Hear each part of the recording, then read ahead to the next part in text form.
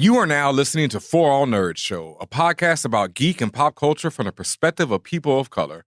For All Nerds is hosted by DJ Ben Amin and Tatiana Keene Jones. For All Nerds Show is a member of the Loudspeakers Network, where we always say rest in peace to our founder, Combat Jack. For All Nerds Show is powered by our listeners. Everything we do, from our podcasts, live events, our website, are all independently funded. Please continue to support us through our Patreon page at patreon.com/forallnerds. Welcome to the Fan Bros, the show where the bros are fans. Doodle.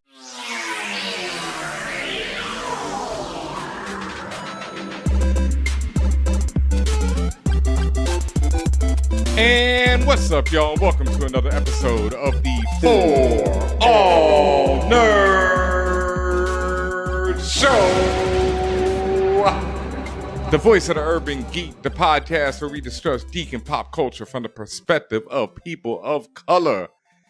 And as always, back in the captain's chair, it's your boy, DJ Ben Amin, a.k.a. Thought Pilgrim, Bid Fetch, Lionel Richie, De La Troll, Toss a coin to your ninja, hey baby Banks, and Patrick Swayze, because I just love that one. Here, back in the spaceship tonight. And as always, I'm joined by Tatiana King, the Grand Duchess of Tech, also known as Chance the Parappa, Princess Preach, the Ting of the North, Deuce Piccolo, Beretta Scott King, and Lambo Calrissian. Mm-hmm. Very nice, very nice. Welcome back. I think it's been a week or so since we've been back in the spaceship. We've been doing big things, though. You got to understand, a lot of things are going on, such as the Safe Negro podcast show.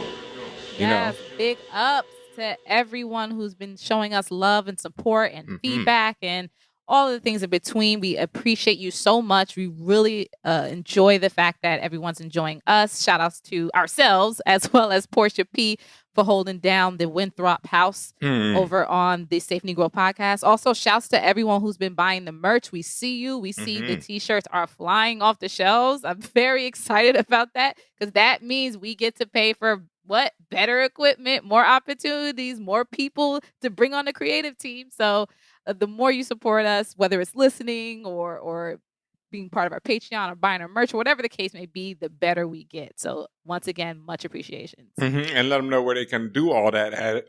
For Patreon, you can always find us at patreon.com/forallnerds. And our TeePublic is teepublic.com/forallnerds. And right there, you can get all that merch that we just talked about. You can get the Safe Negro podcast show t-shirts. You can get the For All Nerds t-shirts. You can get the mugs, the stickers, the mask, the laptop. The masks are actually fire. The masks are pretty fire. Yeah, it comes out pretty solid. Thank you to everybody who's been posting those pictures. Please tag us in them at For All Nerds and at Safe Negro Pod.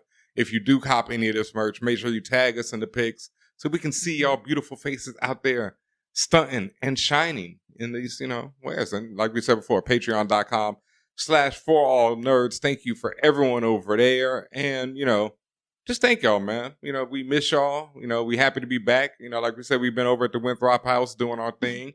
About to be in our 5th week over there. But, we here back on the For All Nerds show. Big things happening behind the scenes. That's all we can say about that. But big things. Thank you for all the support and love, man. And, it's been about a week and we've had a little bit of time to process this. And I think we mentioned this definitely on the last episode of the Safe Negro podcast show. But, a personal friend of mine. And just one of the greats, we can talk more, but Chadwick Boseman passed away last week. It was his untimely, I don't even like saying untimely because everything happens for a reason and in its right time. But he was taken from this plane at what people would consider a very young age. And,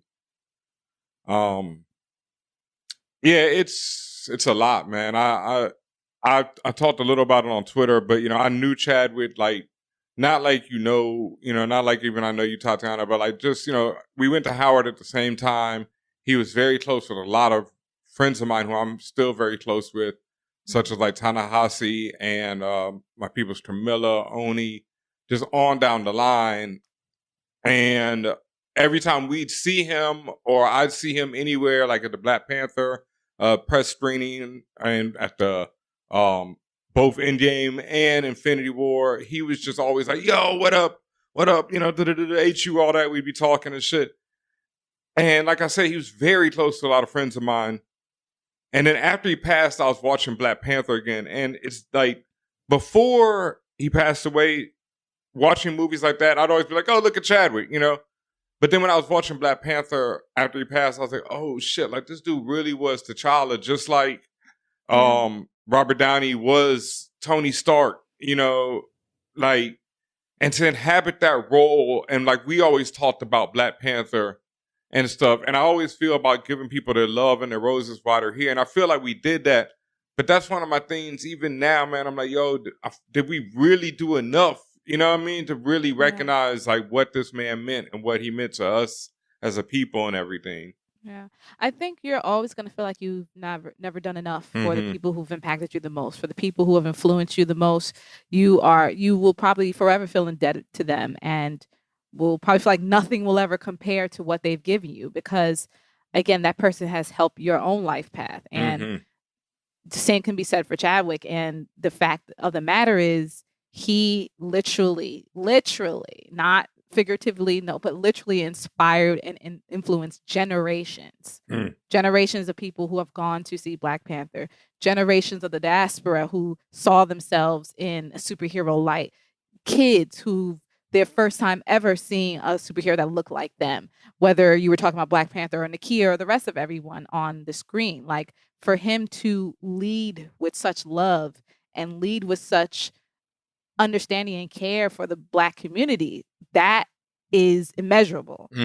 And that's also why it's so difficult to put into full terms how much Chadwick means and meant to people, and why it's taking so long for a lot of people to even share their thoughts.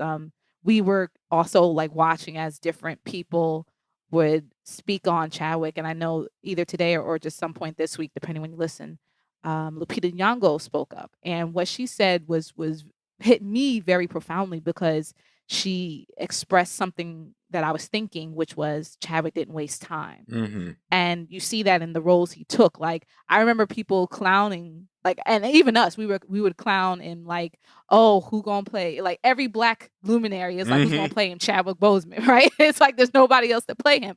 But then now when you take into context of what he was going through and what his purpose and his mission was, it doesn't sound funny anymore, right? It sounds like, damn, he literally was here to make sure that his legacy, and not just his legacy, but the legacy of Black history was cemented and revered in a way that was respectful. And again, led with love. And he did that. Yeah. Like, at the end of the day, he did that. Like, he did what he set out to do. And the amount of work he did over that time period when he was sick, and what he accomplished during that small space, and even before, but particularly in that small space of time, was incredible. And it's also like, you don't want to glorify, you know, because people have been like, you know, he was disabled, you know, and that's, everyone makes their own choices, and we have to accept them. And, you know, that was his choice in his life to do these films and everything. But we also want to make sure that people understand, you know, don't glorify pain or any of that stuff. Like, go to the doctor, get yourself checked out. Don't overwork yourself to death trying to do something or trying to compare your life to someone else's. You know, that's a big problem in our society, where we all want to, oh, look at this person, they were this old and I only done this so far. So make sure of that too. You know, if you want to honor this man, honor him and how he lived and how he lived for other people and how he represented for other people as well as for himself. And like you said, that's what's so impressive to me, because T'Challa alone is so ridiculously iconic, legendary. Yeah. And just like you said, like from the youth, but then to, you know, 72, I saw somebody tweet, they're talking about at the end of it, their 72-year-old dad turned to them and was like, I thought I'd never see us on the screen like that. Yeah. You know? And so, like, generations. His impact cannot be overemphasized. Yep. So it's absolutely important, and he will continue to be important because at the end of the day, Black Panther lives forever. Yes. King T'Challa lives forever. Yes. And King Chadwick will live forever. Facts. All right. So, once again, blessings to his friends, his family. Like I said, I wasn't as close to them as some of my peoples. I know y'all are going through it. Sending love to all of y'all out there. I've talked to some of them personally, and yeah, man, it's a lot. But, as always, we're going to get through this. 2020 been a lot for everybody, boy. But, man, we here for each other. So we're going to keep it moving, man. We're going to keep it making it, right? We got to keep it there for each other, man. The sky is orange. Shit, it's just so much. Every week, 2020 is throwing something else at us. Fam, it just don't miss, boy. Like, they talk about Ice Cube talking to Biden now. Fam, I don't want to talk to Biden. Don't have me talk. I know this isn't a political podcast, but I just want to say one thing. I really don't like that, quote unquote, certain people are considered like the kings or the spokespeople of Black people in America. Like, none of those people, and I respect Snoop Dogg, Uncle Snoop, you're great, but none of those people represent me. No. I represent my views at all. So I don't like the fact that these are the people that are chosen to represent the Black community. Like there is no spokesperson that expresses what every Black person in the United States needs. And there never will be because we're not a monolith. I understand it. And I understand there's certain people who may represent certain ideals, but not those three. Sorry. Not in my view. At least not the people who need to vote right now.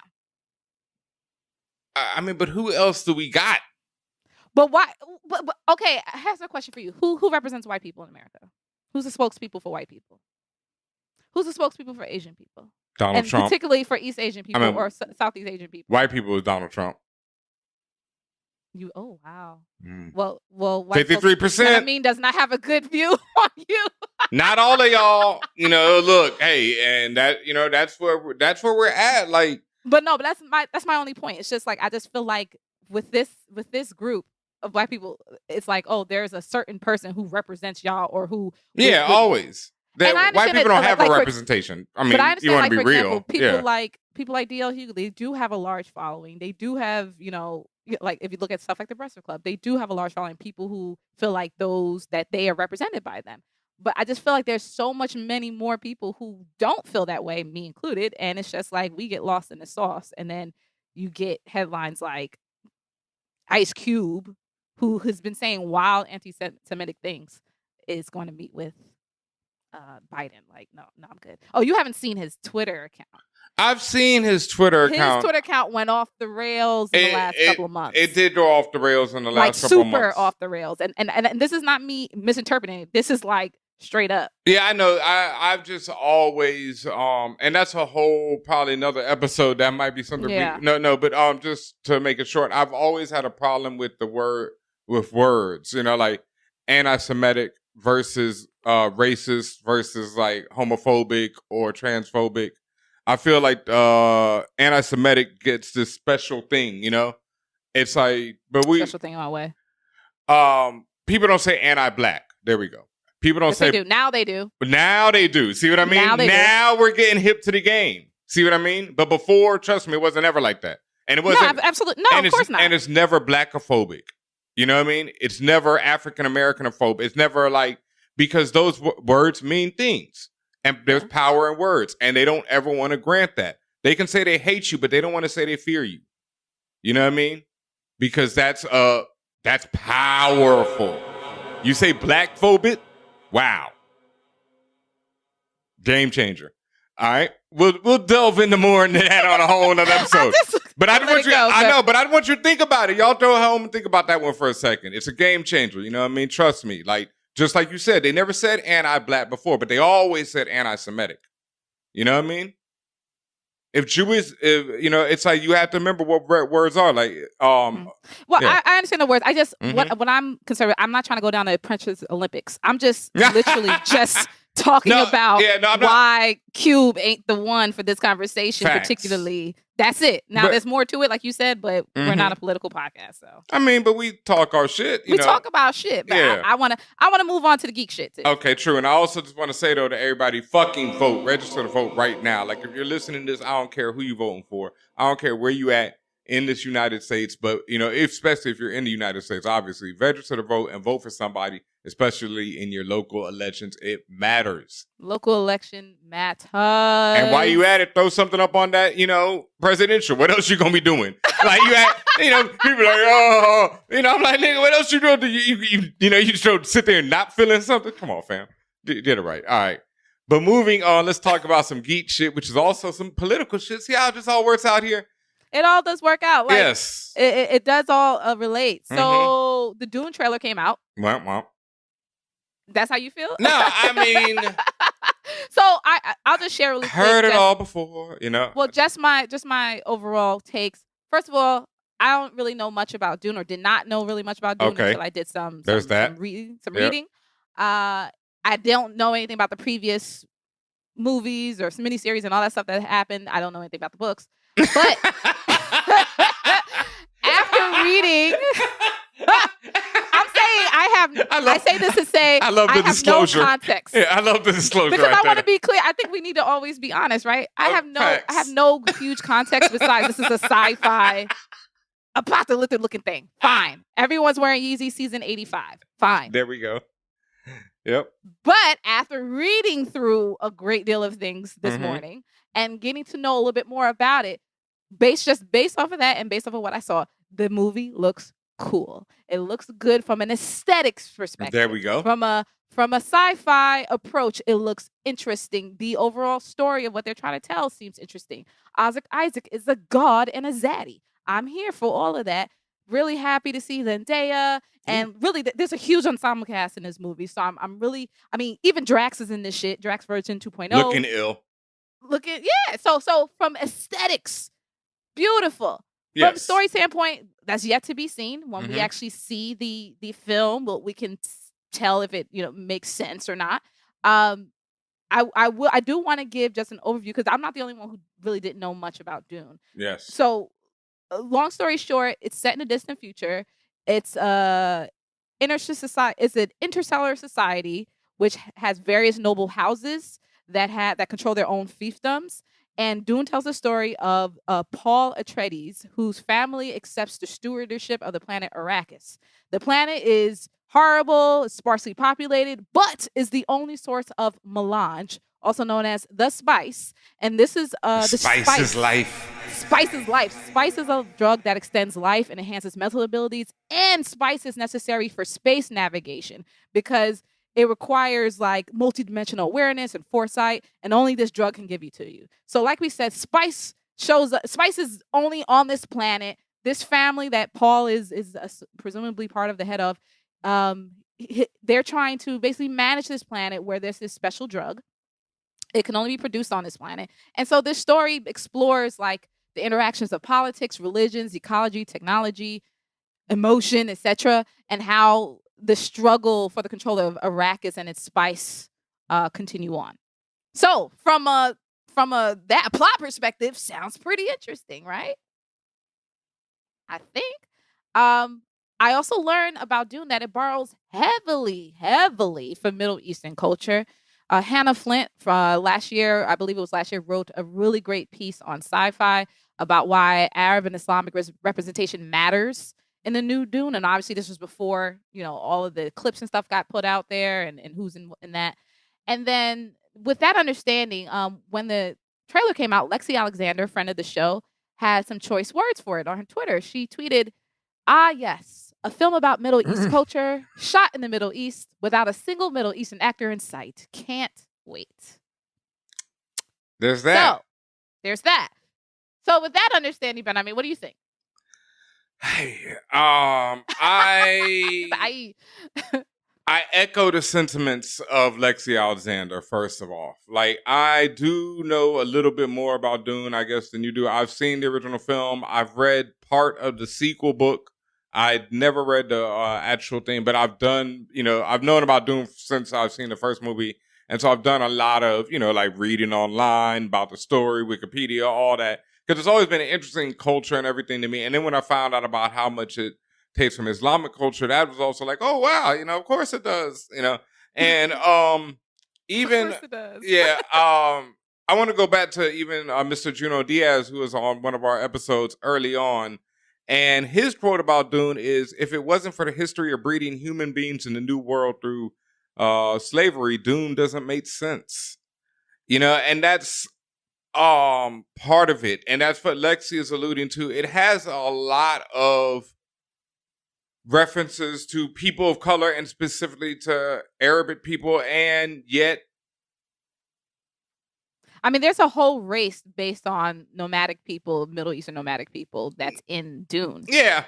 Like, and literally the name is derived from the original word. So. Yeah. So there's that, and that's why, and so that's what I'm saying. To see Timothy, Chalamet, whatever, and Denis Villeneuve, and like it looks beautiful. He is a beautifully aesthetic director. Blade Runner, Arrival.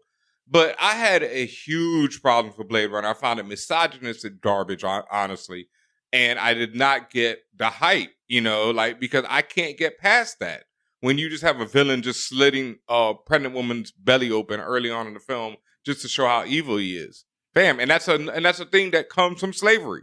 That is a slave, that comes from, but that's getting into a whole nother level. And so me personally, sure, I love Oscar Isaac, I love my man Momoa, I love most of these actors. I think Timothy is a great actor, I think many zaddies in it. Yeah, I mean, Zendaya, that's my, but,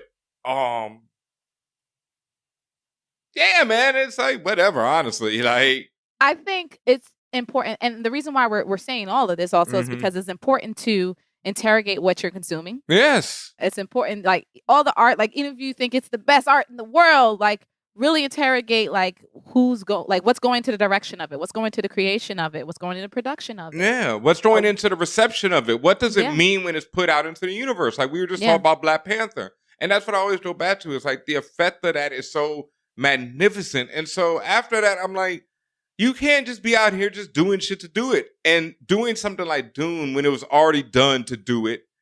And it's a very complicated book. That's the other thing. The first movie does not get it at all. When I tried to read that second one, it was when I was locked up. I'll let y'all know. And I was reading anything I could fucking get my hands on. I was still like, ugh, this is a hot mess. You know what I mean? Like, I just can't get through this. Like, I got like 100, 200 pages into it. And there was still like 400 more, and it was just like, all right, B, like, whatever. I mean, it's so funny because they said there were multiple stalled attempts in the 70s to do a film. There was I see at least 4. There's a book about one of them because this famous director wanted to do it, and so they actually had the storyboards and his art, and it was damn it, who was it? But there's a whole book and like I think a documentary movie about this movie that never got made. That's how deep it gets. Right. Yeah. You had the film in '84 by David Lynch. Yep. Where you say it was widely panned by critics. It's a hot mess. It's widely panned by critics. Wildly entertaining though, but it's a hot mess, Yeah. Yeah. But someone who was like involved in like the actual rights of it said that they thought it was great. Yeah. So I'm like, okay.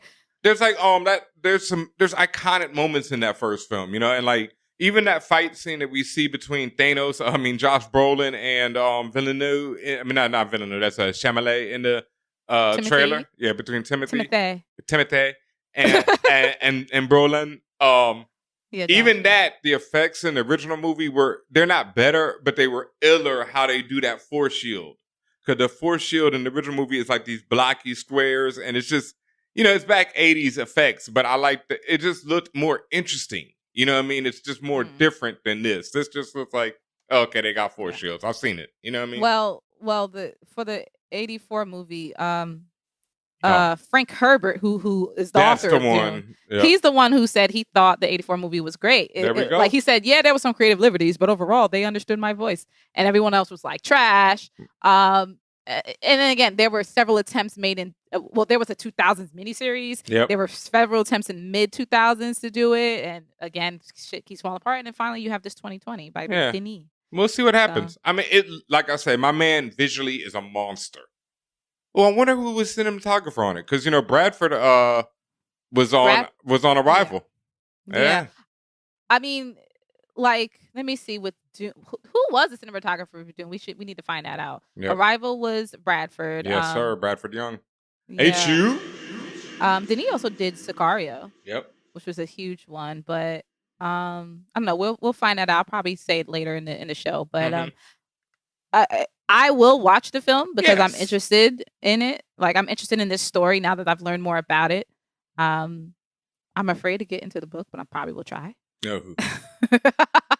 I will probably try. But for all of those who do know about it or just new to it, let us know what you think. What do you think about the trailer? What do you think about the storyline? Do you think that it's going to be adapted faithfully, quote unquote, or you think it's going to be hot trash? So yeah, I don't think it'd be hot trash. I think I just think adapting that storyline faithfully, and like I said, with like Lexi said, I echo everything she said on that. That is just like, ooh, should have got some. I mean, a consultant. I mean, I'm sure they got some consultants, but you can't get an actor.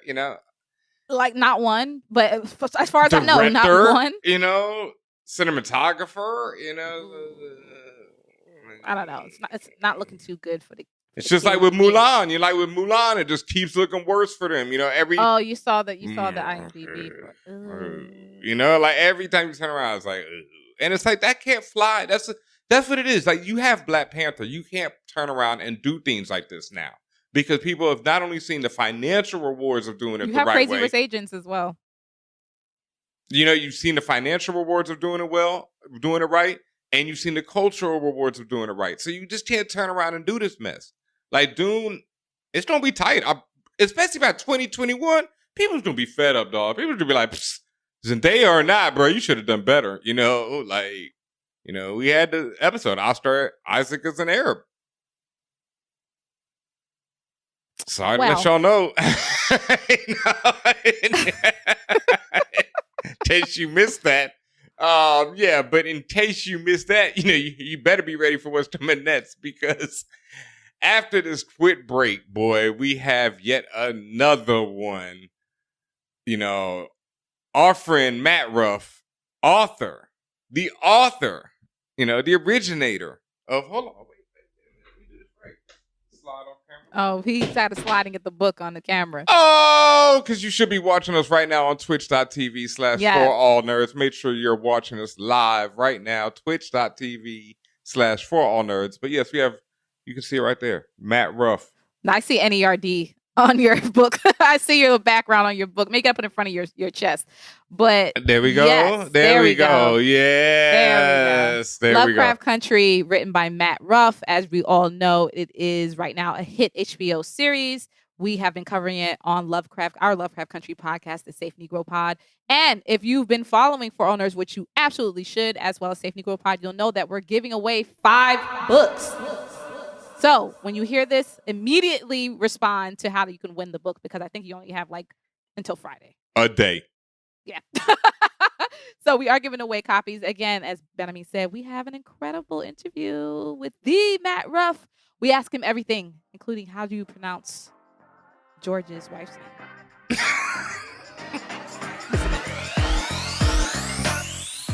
Hi, I'm Professor Brandon Obunu, a scientist who studies genetics and epidemics, and when I'm not doing long division, I'm listening to For All Nerds. Hey yo, this is Danny Lore, and this is Vida Ayala, and we are Twin Speaks. And when we are not writing Ironheart or James Bond, we are listening to For All Nerds.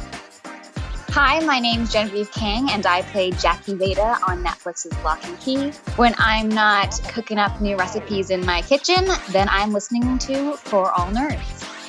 Hey everybody, this is Peter Ramsey. I am the director of Rise of the Guardians and one of the directors of Spider-Man Into the Spider-Verse. And I like to listen to For All Nerds with Tatiana and the great Benjamin. Hey, this is Hiro Karangawa, actor and playwright, and you are listening to For All Nerds all the way. Hi, this is Lexi Alexander, and I'm a filmmaker and a writer, and when I'm not playing with my vintage toys and feeding myself and my dog, then I'm listening to For All Nerds. Hey, what's up? This is Ato Asado, and when I'm not on television and movie sets, I am listening to For All Nerds.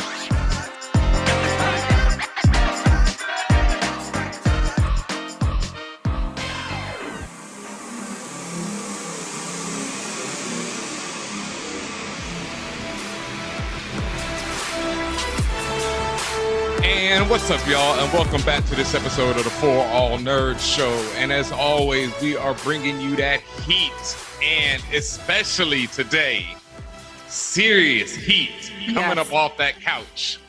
Speaking of couches, because normally you've been watching this show for the last few weeks, right? By this time, it'll be like the third, fourth episode. Yeah. A little show on HBO. You might be, peeping. Oh, yeah, we should talk about that. We need to know what we don't want to spoil. Oh, wait. We'll get into that. Listen, as you can tell, I can't even introduce the man because he is too excited to be here. Mr. Matt Ruff, the author himself of Lovecraft Country, is making his triumphant return to the spaceship. Welcome back, sir. Thank you so much for having me back. This is wonderful. It's great to see you folks again and to actually be able to see you this time. So. Right. So for just those listening, if you don't know, Matt Ruff, he is the author, obviously, of the Lovecraft Country book, but he's also the author of several other bodies of work, such as Bad Monkeys, The Mirage, Sewer, Gas, and Electric, the Public Works Trilogy. And if you would like to read more about those, you can just Google him really quick. But in the meantime, we're going to talk about Lovecraft Country today. And like you said, Matt, it's been a while since you saw us or heard from us in person. And, it was 3 years ago. At the time, you were talking about a very insignificant book called Lovecraft Country. Wow. No, it's true. It's absolutely true, man. Jordan Peele changed my life. But before that, yeah. I mean, fast forward to now, Lovecraft Country is adapted to a major HBO show. Like, how does it feel to be blessed with For All Nerds magic and become a megastar? I gotta say, it's things are I'm just so happy right now. Like, the one other bit of good news is, if I didn't have enough to be happy about, I just found out yesterday that Lovecraft Country is going to crack the New York Times bestseller list in a couple of weeks on September 6th, just in time for my birthday, actually. So it's going to be number 5 on the trade paperback bestseller list on September 6th. I turned 55 2 days later. So. Oh my God. Well, happy early birthday. That is quite an incredible birthday present. That's number 1.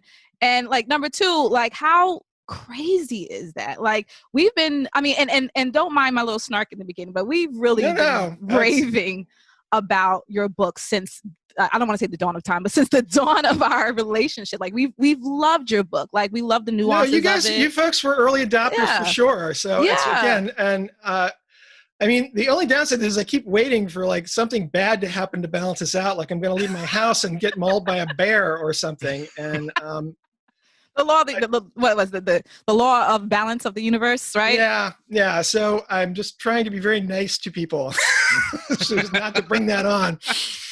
But it's been an amazing. The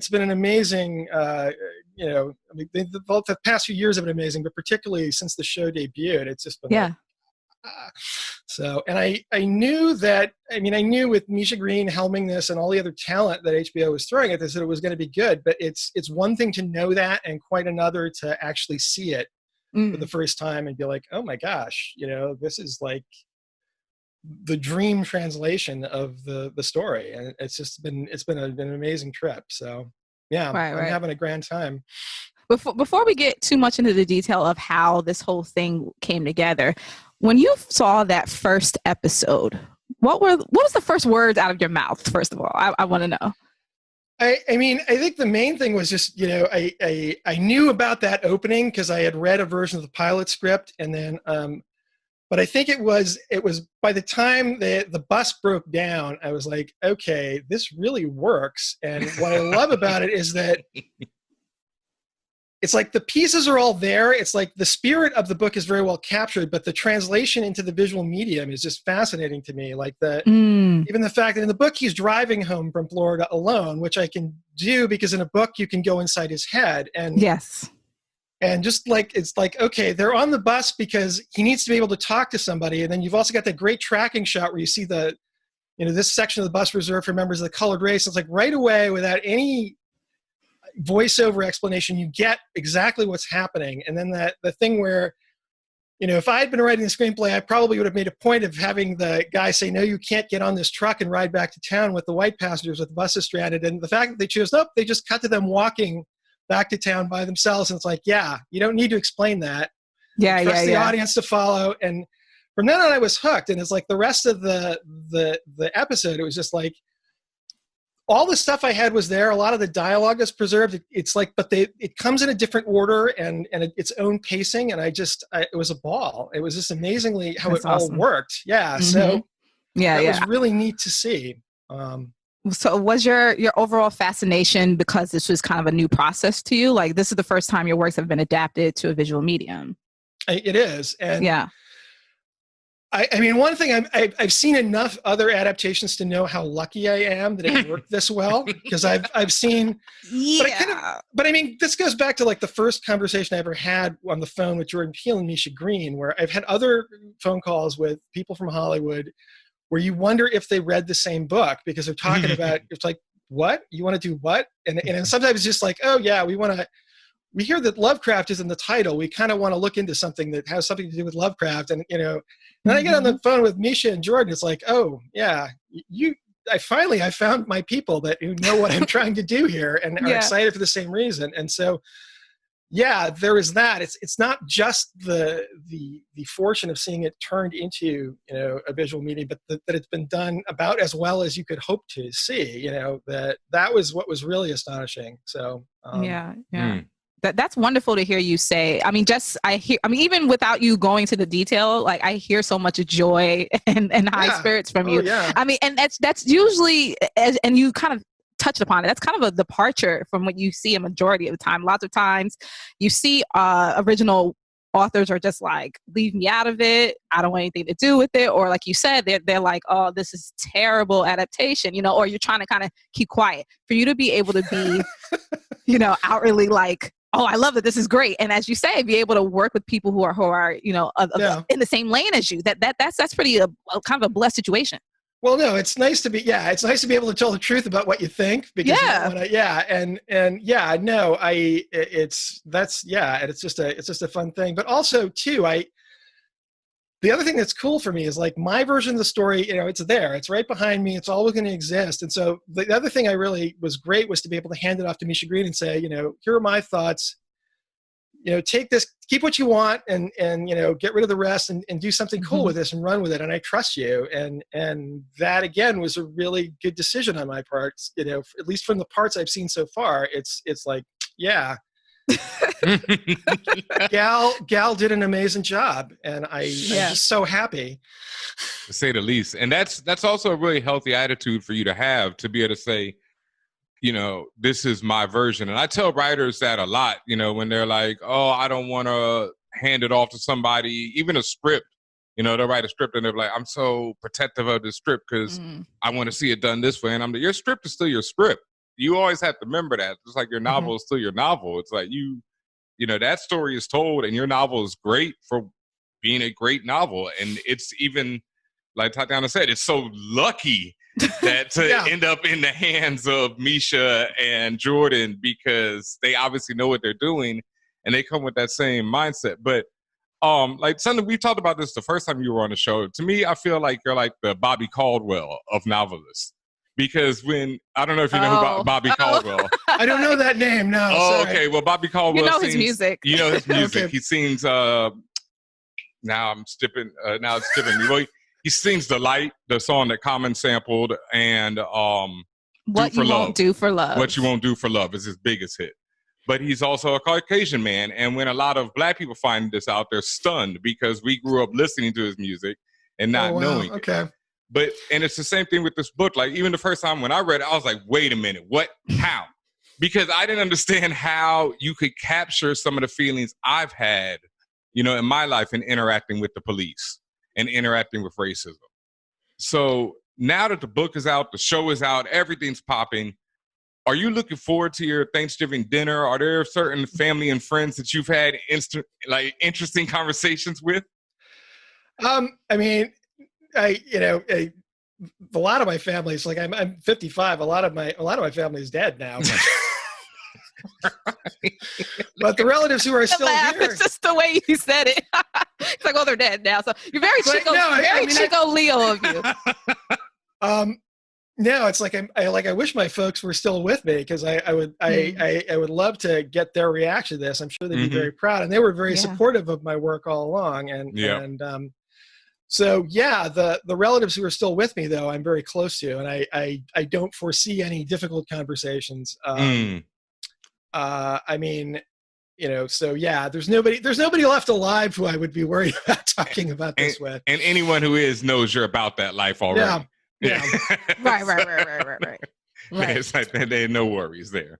No, but I've been very happy with the reaction, and I mean that was another thing that was really great about coming on the show with you folks. That was just a very warm reception. It's like, because there is this attitude that honestly I think I get more from white progressives about that this is taboo and you shouldn't be doing this, and it's just nice to And my thought was always, well, no, there is a bad track record of white authors trying to write about the quote unquote Black experience, as if there were only one rather than millions of them. But my thought is always, I may be playing to a tough crowd, but that's okay. And as long as I do a decent job, I think it'll be fine. It's like the main thing is a book has just gotta do its job. And that has been the response I've gotten, particularly from Black readers.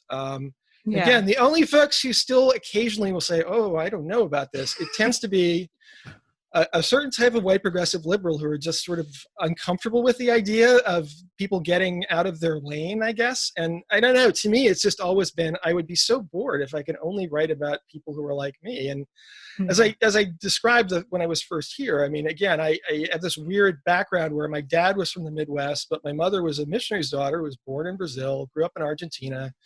And our house was Ellis Island for all of the South American relatives coming up. So I grew up surrounded by it. And also my grandmother had converted to Mormonism. So first thing when the relatives came into the house, they drop their luggage, grab a Bible, go downstairs and try to convert grandma back to the true Lutheran faith, as if that was going to happen. And so I was just surrounded by folks who saw the world different from each other, couldn't kill each other. You had to find a way to get along. And I knew very early on that there was value in understanding people with different worldviews and backgrounds. And I love that. I love being able to use fiction to find that out. And the other thing I got to say too, is I just didn't feel like it was that difficult to get into the heads of the characters in Lovecraft Country. I mean, they actually have a lot in common with my father's people. They're working class, middle class Americans growing, in the Midwest, in, English speaking Christian folk in the 1950s. And yes, my people were ethnic Germans.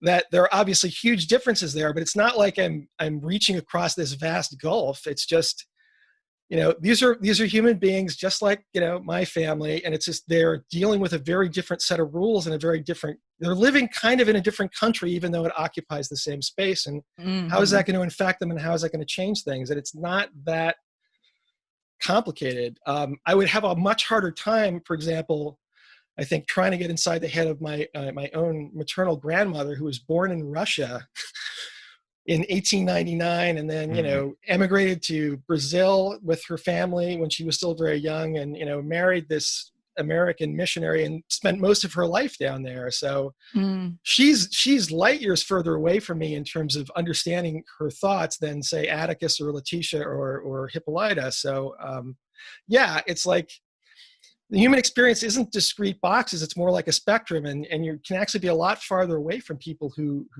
look like you than folks who don't. So I don't know. No, that's like very wise and very on point, because that's something we talk about on the show a lot, is that the pathological, like, white supremacist thought, one of its main goals is to separate people. It wasn't until that came along that people were even separated as far as the idea of race. Cultures, ethnic groups, etc. Yes, that's historical, but the ideas of race comes along when someone's like, oh, you're Black, and that way I can put you in slavery. And this, and then it just as we go further, it just tries to separate people more and more, because that makes people forget that they were all unified, and there's somebody at the top who wants everyone to be separated. So it's really, great that you already recognize that, and your book expresses all this. Well, and I mean, some of this too, I know that, like, I think at least some of this, the idea, from liberal progressives who have this, trying to stay in your own lane stuff, part of that, I think, is just motivated by fear of getting, there's this pathological fear of being called racist. And of course, if you don't take the risk of telling stories like this, then that's a way of making sure, like, people aren't going to get mad at you if you do something wrong or if you miss something. And so it's, in a way, it's coming across as like, well, no, we're adopting this attitude out of our, our staunch allyship. And it's like, well, no, I think you're partly doing that because you just don't want to take the chance of getting black folks mad at you. And I can totally understand that mindset, but you gotta kind of go past it. And if you get past that fear and you pull it off and you tell a good story, the rewards are actually kind of nice, just to be able to sit and not be scared about stuff, So and that's my general issue, like that idea of fear stopping you. And I understand that this is on different psychological levels, but it's something that you even teach children, or if you try to be good with how you raise a child, you try to teach them what you need is on the other side of fear. What the better part of your life is on the other side of fear. When you're doing something as simple as learning how to ride a bike and you're terrified because you're like, oh, I'm going to fall, I'm going to break something, I'm going to bleed, whatever. You have to get past that. And it seems like such a simple concept in on paper, but in practice, it's just like, oh, I don't know up from down. And I'm just, that has always been the most concerning part for me when it's come to so-called white allies. Even simple fears, like, why are you afraid to say black people? Like the word black, like I know, but the other thing obviously is that if you don't want to deal with that, there's a lot bigger space to retreat to if you're white. You don't have to. You can still, the country is still largely segregated. You don't have to deal with race if you're white. If you don't want to, it's really easy to just say, oh, okay, I'm not going to go there. And and if you're black, it's a little more difficult. Obviously, the spaces where you could be left alone are a lot smaller, and so the motivation to break beyond that is obviously a lot stronger. But the exhaustion of just dealing with that nervousness is just, it's the same for everybody. So well, you mentioned segregation, so we have to talk about America a little bit. Okay. I mean, this place has largely been on fire since the beginning. And the fire has increased or decreased depending on what's going on socially. And right now we're in a huge fire, a huge social, political fire. This year in particular highlights many issues that have been brought up in Lovecraft Country, the book. And now, we're seeing it on the TV space or streaming space. But, I know this isn't something where you want to say, like, I told you so, but do you feel a bit of redemption in the fact that you were highlighting these things, these points? No, I mean, this comes up a lot. Like the way the question is usually asked is, the timing isn't. Were you thinking about this when you were writing it? And isn't this amazing timing? And which is a weird. I know it's like a weird thing. It's not really amazing, but it's well, no, but I mean, kind of, we but just there fell into it. Yeah.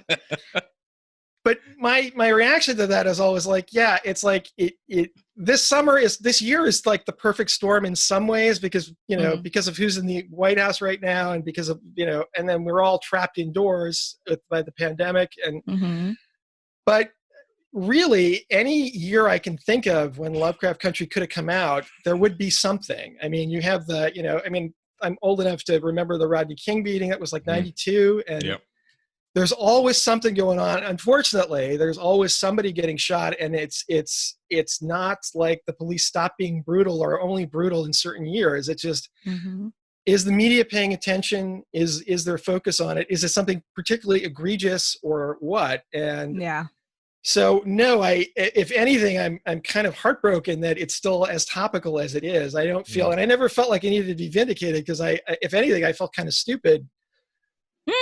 As I was doing the research, sort of catching up on stuff, I mean, the biggest thing still for me with Lovecraft Country is and I've seen this in the reactions that, like, when the show was the trailers were first dropping early this year, there were still people describing it as a story being set in the Jim Crow South. And even some people who'd seen the show said that, which I found amazing, that this idea that racism is still seen as this regional, historically is seen as this regional issue rather than something that's nationwide. And so to me, if anything, like doing the research for the novel and discovering that, that the reason there are large parts of the country, particularly in the North and West, where you just don't expect to encounter anybody who's black or who's not white at all is not a historical accident. It's not like, oh, they just didn't like the weather in Montana or Idaho or Maine. It's that there was this largely forgotten period of ethnic cleansing in, starting around the 1890s and continuing through the mid 20th century when folks got driven out, and then that the process by which they were driven out was sort of fell into this memory hole, and people made up just so stories about why no black people wanted to live here. And right. So sort of like finding that out and just reading about that, I'm like, oh yeah, this all makes sense, and I didn't know it, and let me put this in the story and talk about it. So if anything, I feel like I don't feel vindicated. I feel like it's unfortunate that more people don't know this, and it's unfortunate that it's still relevant. Yeah. I mean, your this show and your book subsequently is having a similar effect to Watchmen. Watchmen actually apprised not everyone, but a lot of people of the Tulsa massacres. And as you mentioned, these points in history that have fell into these memory holes, or really what it is being erased out of history because people aren't taught this in school, or it's downplayed in books or what have you. And I mention that because that also feeds into what you just said about people still making this a regional thing. I'm a millennial. I lived in New York most of my life, and that's not something that they talked about in the history books. It was either brushed over or not even mentioned at all. And then it was always positioned as, oh, this is from the South, and it came north to get free. And there's no other conversation about it. What we've learned is that, or what we take from it then is that, oh, it was more overt down there in the South and more covert up north. Yeah, and then, I mean, you had extensive signage in the South showing you where you couldn't go, which is why that's the other funny thing about the Green Book is like people assume, well, you need the Green Book when you went traveling in the South, and it's like, nope, actually, you need the Green Book everywhere else, because in the South you knew unless it explicitly said, colored folk, you were not welcome there, and in the North you might get a sign, but more often you get a weird look. And the guy would say, oh, sorry, I forgot to put the no vacancy sign on. Or you'd sit down at a diner counter, and if you were lucky, the waiter wouldn't see you. If you were unlucky, it would be like, episode 1 of Lovecraft Country, where people would show up to escort you out of town. And so, I mean, for me, I don't know if I talked about this the first time I was here, but like the earliest moment of inspiration for what would eventually become Love Country was actually when I was back at Cornell in 1986, 87. And I had a friend named Joe Scandalbury, who was the residence housing director at Ujima, which is the program house affiliated with the Africana Studies Center. And I came back from taking this long hike in the farmland around Ithaca one day, and I stopped in to see Joe, and I told him what I've been doing. And I'm saying, you should go hiking out here too. It's really cool. And he just laughed, and he said, Matt, I'm black, and I would like to live to see graduation. I cannot go walking around in the backwoods up here. And I'm like, what are you talking about? We're in the North. It's the 1980s. And he laughed again, and he said, yeah, I know, but I can't do that. And that was like, thinking about that the next time I went out walking, and the kind of folks I would run into, of course, everybody you would see out there was white, and they were the kind of folks who drove pickup trucks with gun racks, and they'd have a big dog riding in back maybe. And I was fine even with long hair, because we were far enough along that hippies were not a problem. But if I looked like Joe, that might have been a very different reception. And that was sort of like, that really stuck with me. And that idea that, the North is a problem too. That's the first inkling I really had of that. So, I mean, obviously growing up in New York City, you knew too, there were neighborhoods where if you didn't look like you belonged, you get into trouble. But that again seemed like a separate, more of a New York thing than a racial history thing so much. But yeah. That's kind of like a neighborhood thing, because you see that a lot of places. Yeah. And it's interesting you were talking about, like, we were talking about the whole Tulsa massacre and how it's come up in Watchmen, and now it's come up in your show. And recently I found out how many people, like you said, speaking about even New York, I'm not even from New York, but how many people didn't know about Yusef Hawkins And that's such a recent thing, you know, but this country does such a good job of covering up its history, especially the history that it doesn't want to pay attention to. You know, it does the best job of celebrating the history that it wants you to pay attention to, but all the history that it doesn't want you to pay attention to, it just, you know, really puts under. And it's really good that things like Watchmen and your show, well, this, you know, Lovecraft Country and everything are now coming along and doing this. But on a related note, what was your, or so far at least, without spoilers, what has been your favorite thing just about this whole process of your book going to the screen? Wow, that's a tough call. I mean, the whole thing has been so interesting. It'd be hard to pick one thing. I mean, I probably watching the pilot and just seeing how good it was going to be was probably the biggest thing. But there have been so many moments within the production process and now watching it come alive finally that it would be really hard to pick just one. Were you involved in the writer's room? No.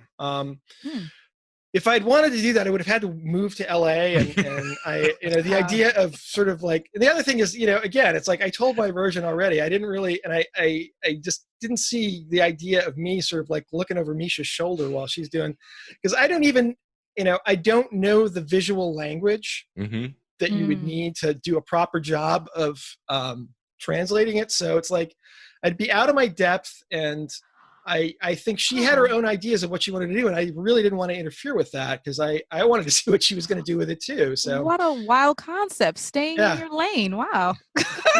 Yeah. Wow. I mean, in that case, yes, actually. you wait. So Matt, you mean to tell me you didn't try to white-splain or mansplain? You did it? Exactly.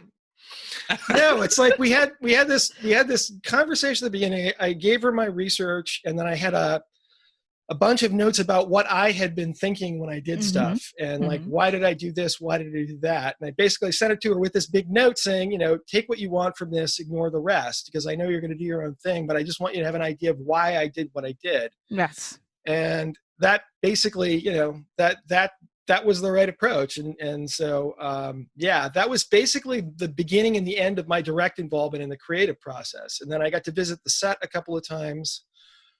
Once in Chicago when they were filming the pilot, and then again, my wife and I got to go down to the big studio in Atlanta where everything but the pilot was filmed. And so those were really interesting experiences just to see how technically it gets made. But again, that was just, you know, courtesy visit, not me telling people how to do stuff. So Gotcha. What was your reactions to the casting? Like when you saw Letty and Atticus come to life?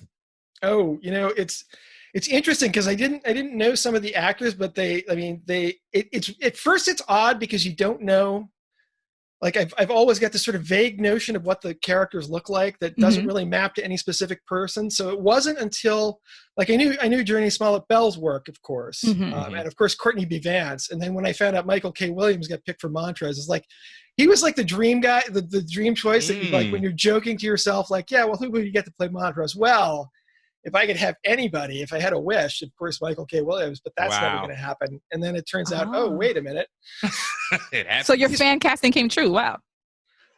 But most of the other actors, I hadn't seen their work. And so it wasn't until like Jonathan Majors, you know, until I saw him acting on the set, though, it was like right away, it's like, oh yeah, that works. And then seeing the first couple episodes, it's like, and I like my first time watching Anjanou Ellis act, we were in Georgia and I got to watch, he was doing a scene and it was just like, I can't really talk about it because it's stuff that hasn't happened yet, but it was just like, that's when I realized, oh, they picked the perfect person for Hippolyta. It's like, I could not have asked for a better interpretation of the character. She's got it. This is awesome. And so, yeah, I've been like happy with all the casting decisions, and now it's hard to imagine anybody else doing them, you know? So this has been, yeah.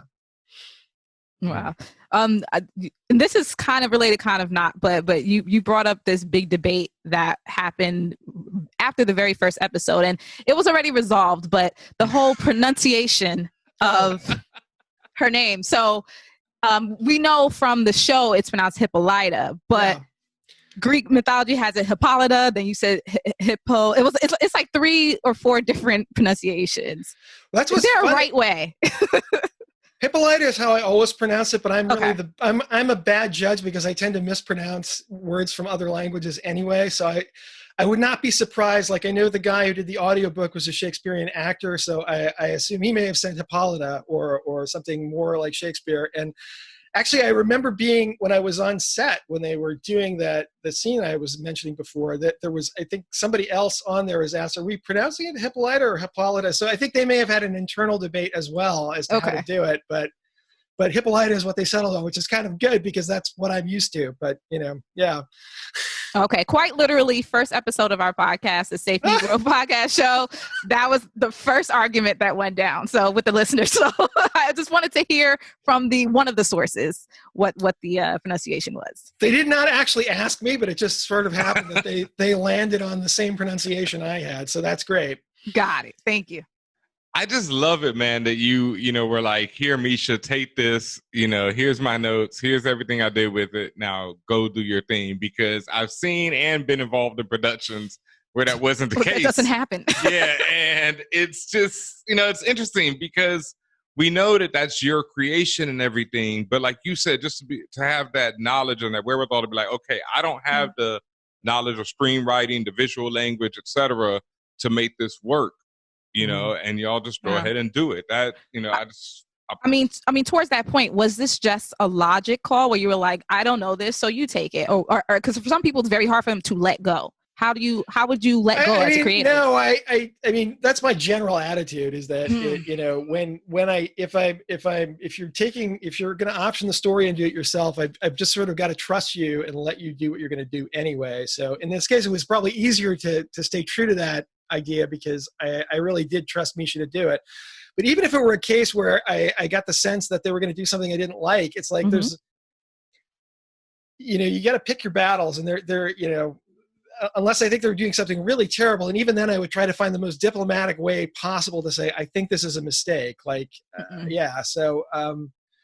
so that would just be my general take. But in this case, it was just easier to follow my own smart advice to let the experts on this do it. And I know what I've got my version, and I don't need to second guess Misha on this. Okay. So you don't have control issues. That's great to hear. No. Are you thinking of doing anything as far as a sequel in novel form? Oh yeah.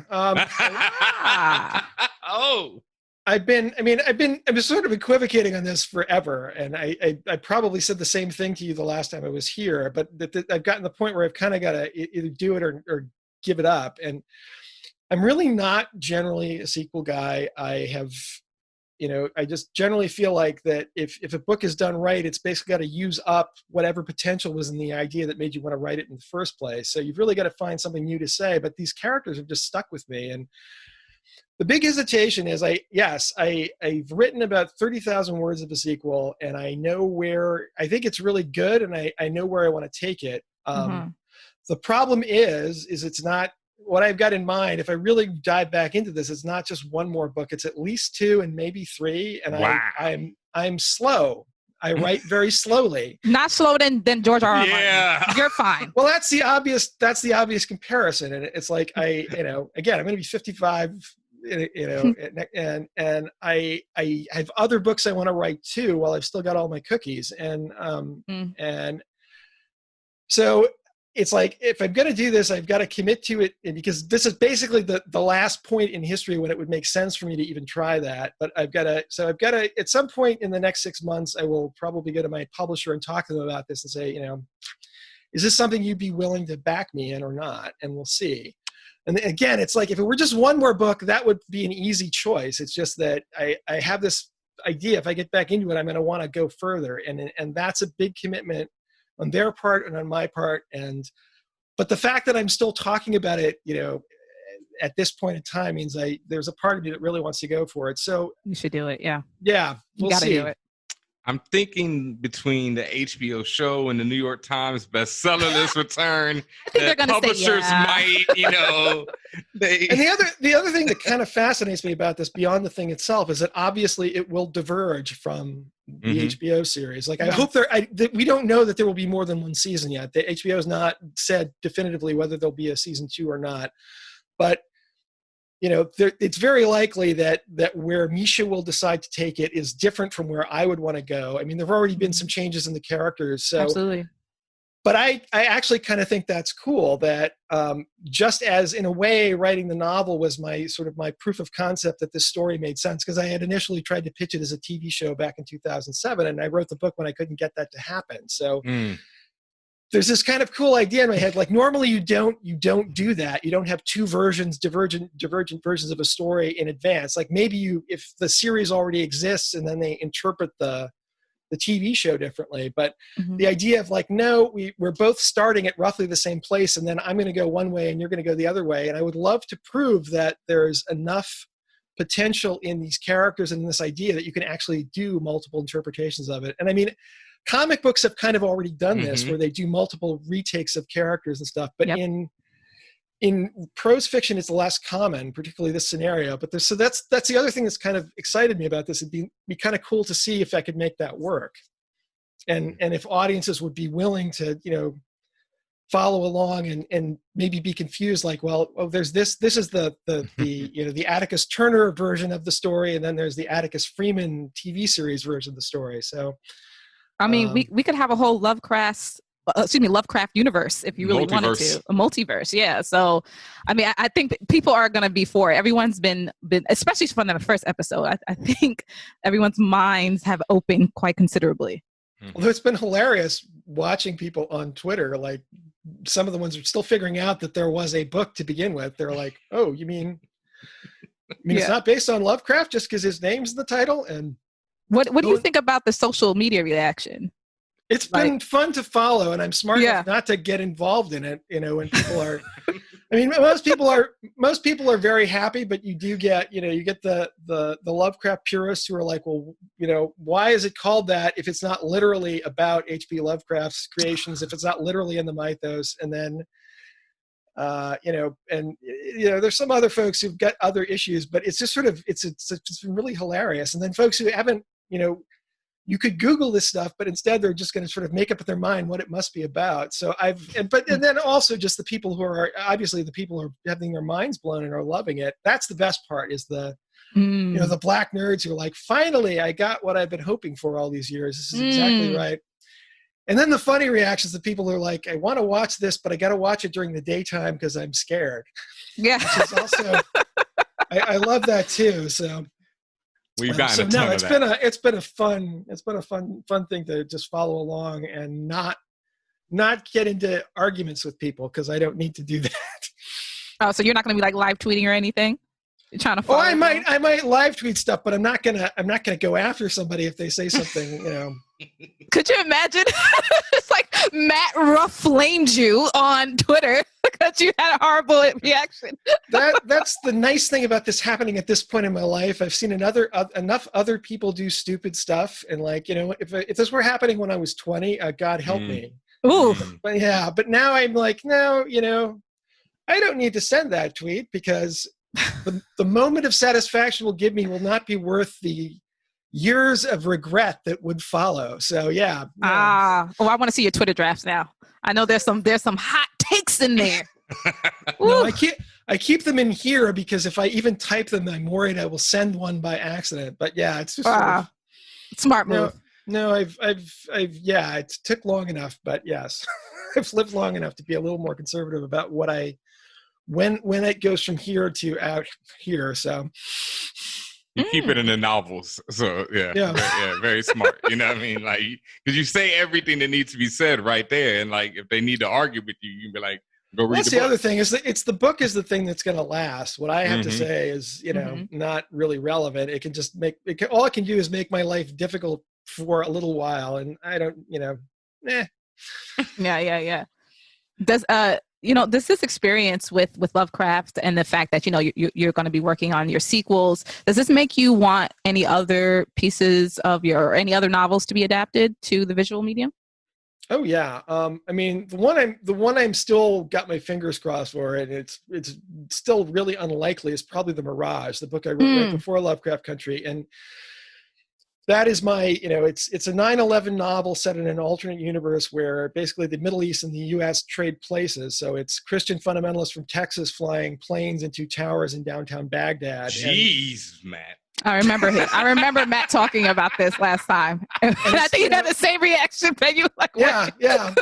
Like, this guy don't fucking care. It's geez, but does that seem so far fetched? No, it's amazing, but I'm just like between that and Lovecraft, man, I'm like, man, you just are you right. You just like fuck it when you write. Yeah, well, that came out of the same. It came out of the same TV pitch thing as Lovecraft Country, and it was like they were basically saying, "Oh yeah, give us your edgiest ideas. Sky's the limit." And I'm like, I know you don't really mean that the way you think you do, but because this is a lottery ticket, I'm gonna pretend that I can do whatever I want, and I'm gonna come up with ideas that I think would make great TV, even though I know they can't get made. And so. Mirage was the first, and then Lovecraft Country was the second, and then 88 Names. I'm reversed. Okay, over there, yeah. The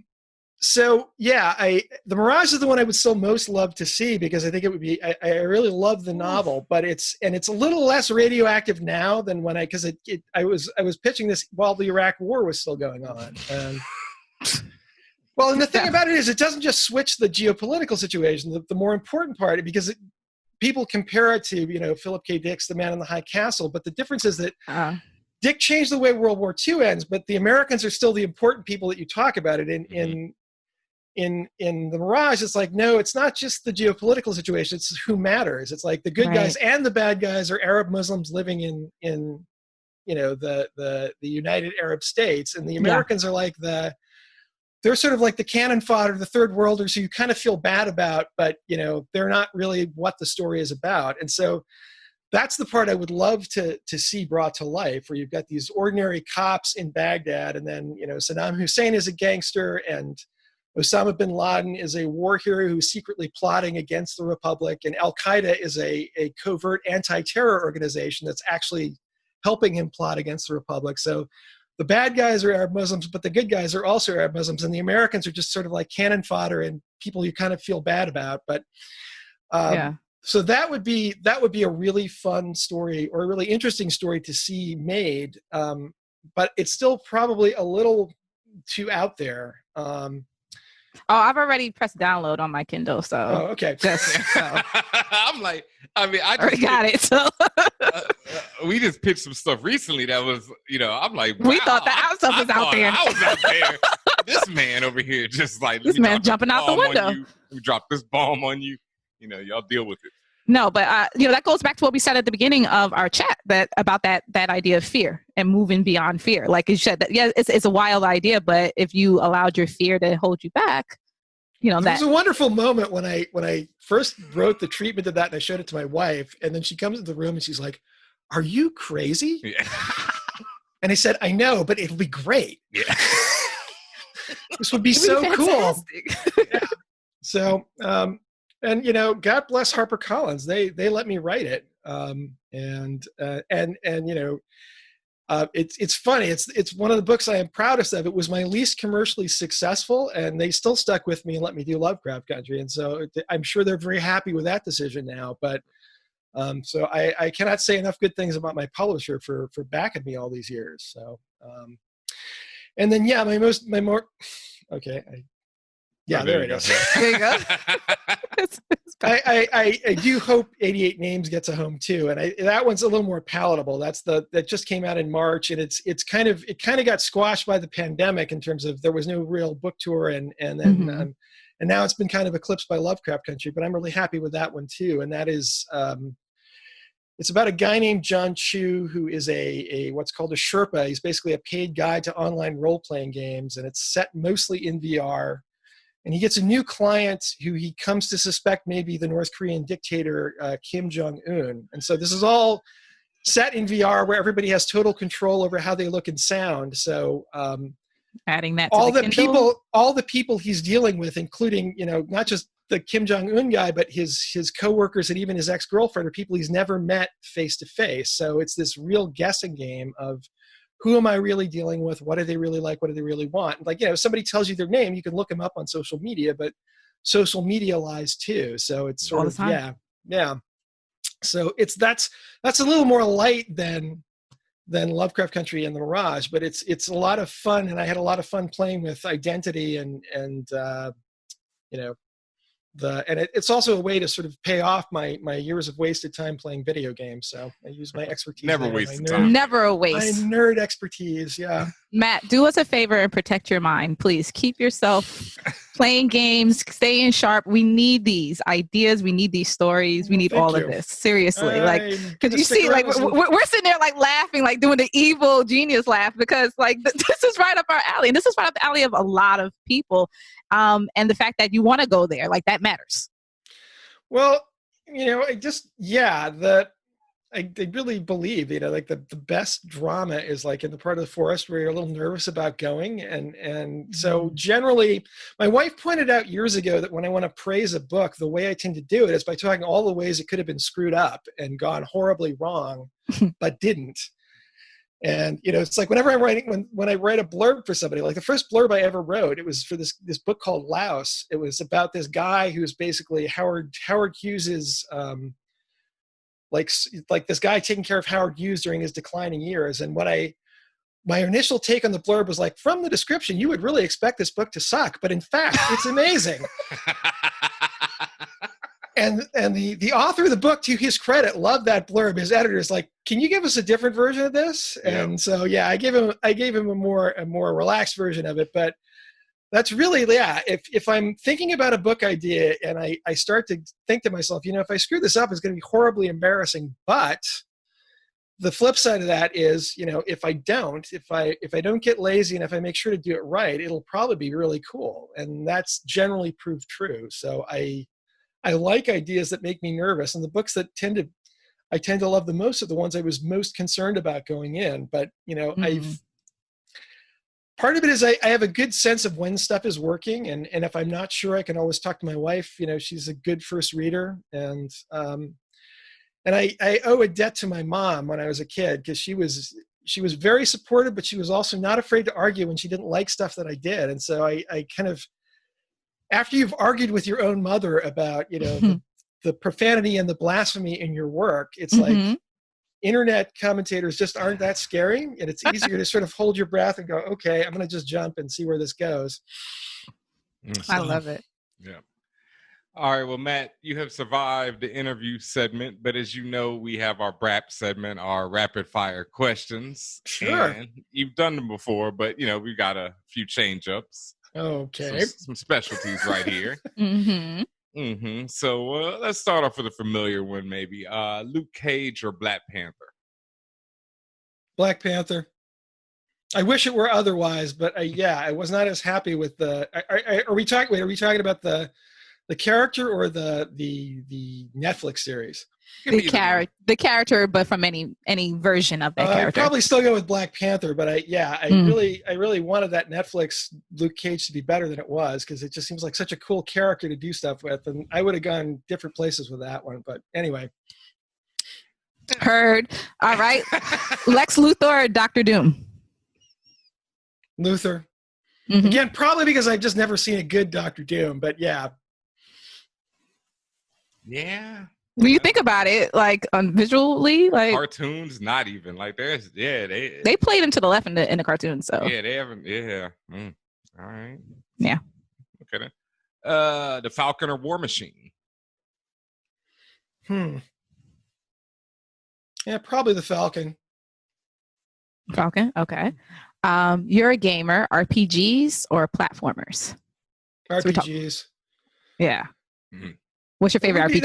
That wouldn't be my first pick as far as genre, but platformers are like one of my least favorites. I for that kind of action, I think I'd probably go with RTS rather than platformers. What RTS are you playing? The one I still go back to is Supreme Commander 2, because it's got these great visuals where you're just blowing crap up. I love cool explosions, and then there's a series, Creeper World, that I've been playing a lot of. I'm playing the Creeper World 3 a lot lately. In fact, just today. But and they've got a Creeper World 4 is coming out shortly. So those there's something about those that are just really really get me.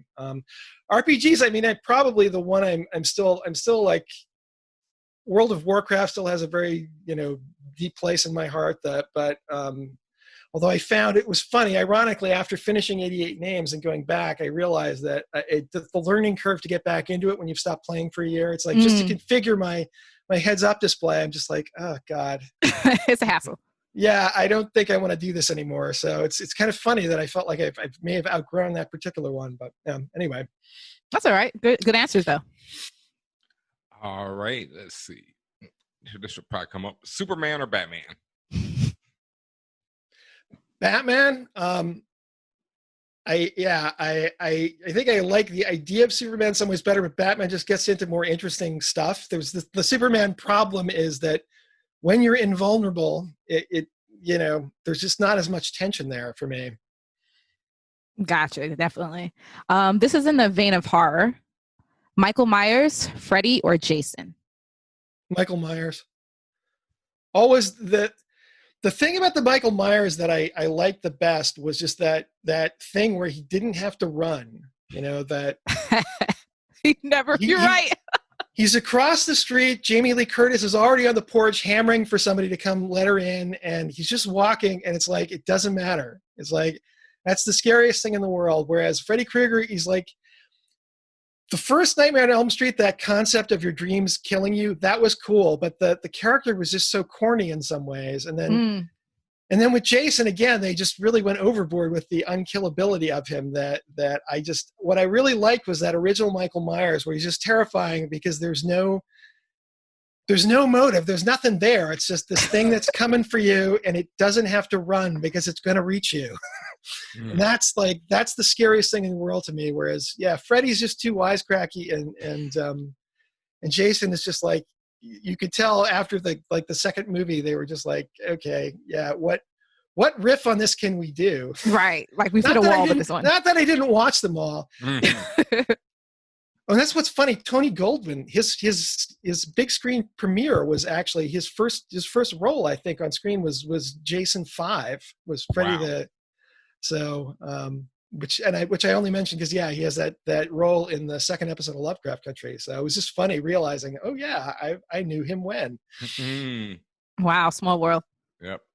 All right, let's see. All right, one closer to your heart, Ruby or Leticia? Ooh, tough call. Probably Ruby. I mean, I think when people ask me my favorite characters in the book, it's a toss-up between Ruby and Hippolyta, but Leticia is a very close third. I mean, the women were the most fun to write, I got to say. They just got into more interesting dilemmas in some ways, and Ruby's whole moral struggle is so interesting to me. Mm-hmm. Leticia, what's cool about Leticia's the person who says what she's thinking and always figures out a way. She's the ultimate trickster character. She can't sweet talk you or browbeat you into giving you what she wants. She'll find a way to go around you, and that is just like so much fun. And I'm loving Journey's interpretation of her. So that's fire. All right, Star Wars or Star Trek? Star Wars. Although I gotta say, my faith is fading. What? I mean, I still that has a place in my heart. Going like the original trilogy, still, it will always be with me. But it's just at this point, it's sort of, and I do love the Mandalorian. It was a lot of fun. Baby Yoda was fun, but it's just I don't know. The movies just seem to have been running out of steam as they've gone along. It seems like so. No it's lies. not that they couldn't do more with that, but.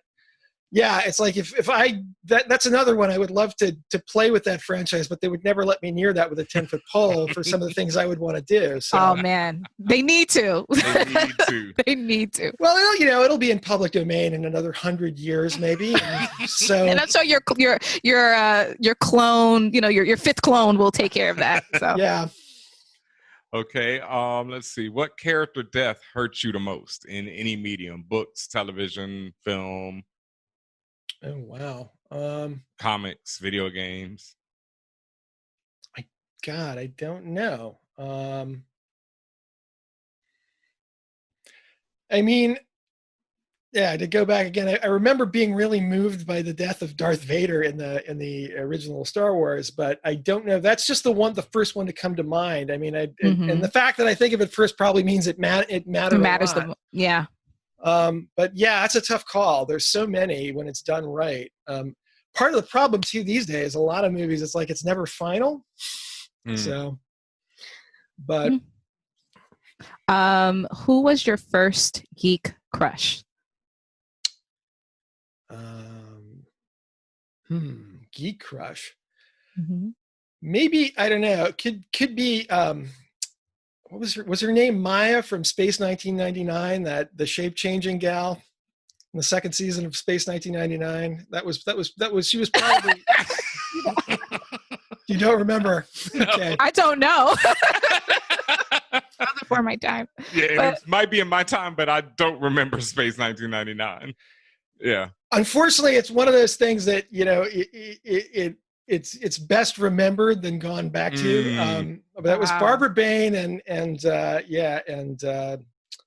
oh God, I'm blanking on his name. But anyway, they basically, the moon gets blown out of Earth's orbit in the first episode, and then goes wandering through the universe, and so somehow they just like ignore the whole issue of light speed, and it's like this week we're drifting through this galaxy, and then this week we're drifting through this galaxy, and somehow, but they're still moving slowly enough that they can interact with the planets that they're passing by. And you know, I'm watching this. I was like, this was on the air when I was probably 7 or 8 years old, so fine, you know, no big deal. You're like, I'll take that.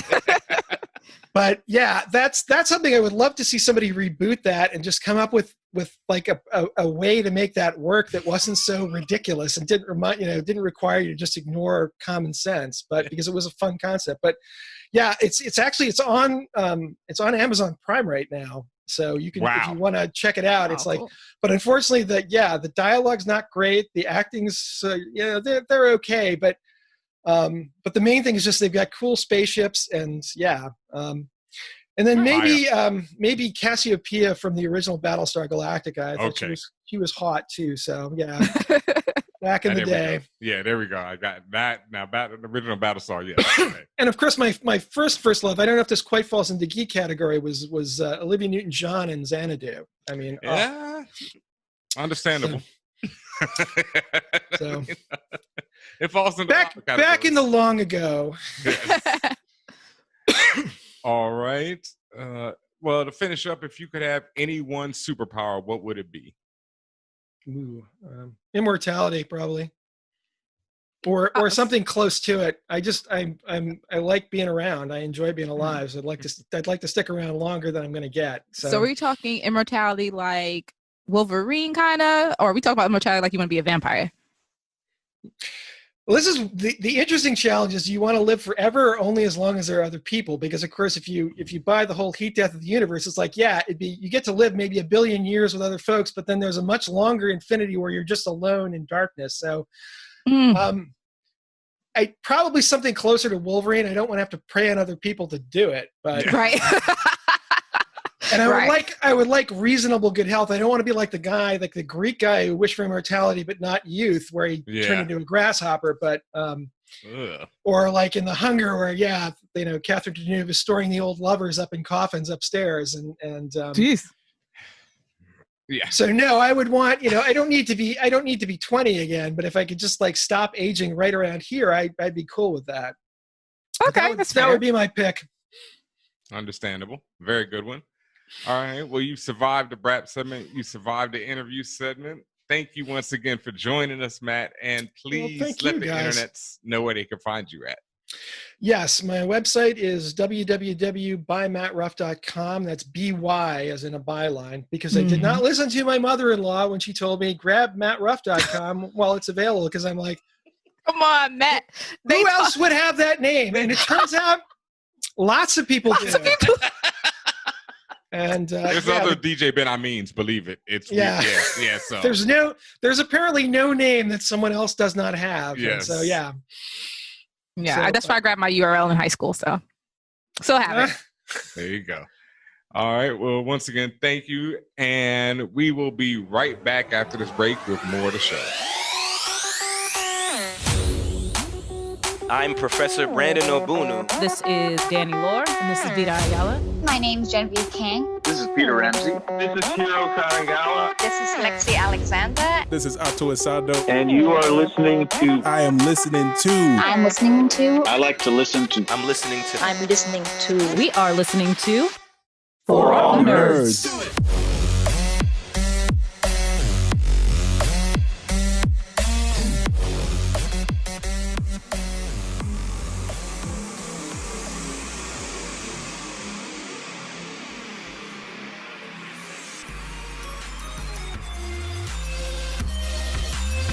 And what's up, y'all? Welcome back to this episode of the For All Nerds Show. And thank you, Mr. Matt Ruff, for joining us again for yet another legendary interview. You know, I'm going to say it right here. You can just call that one legendary. Put it in the books. It's another classic.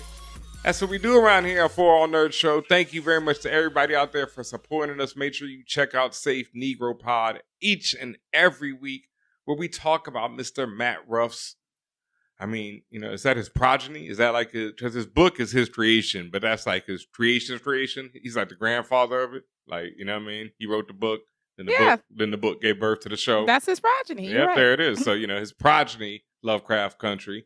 And I think, you know, I was actually thinking about doing something on Safe Negro Pod where we may do a book club after the show ends, you know, so we can compare and contrast, especially since we have this contest going on right now that you can get a copy of. If you're following us on Safe Negro Pod and on Instagram, let me do that right. If you're following us on Instagram, Safe Negro Pod and For All Nerds, make sure you read the rules correctly so you can get yourself a copy of Lovecraft Country, this beautiful novel right here.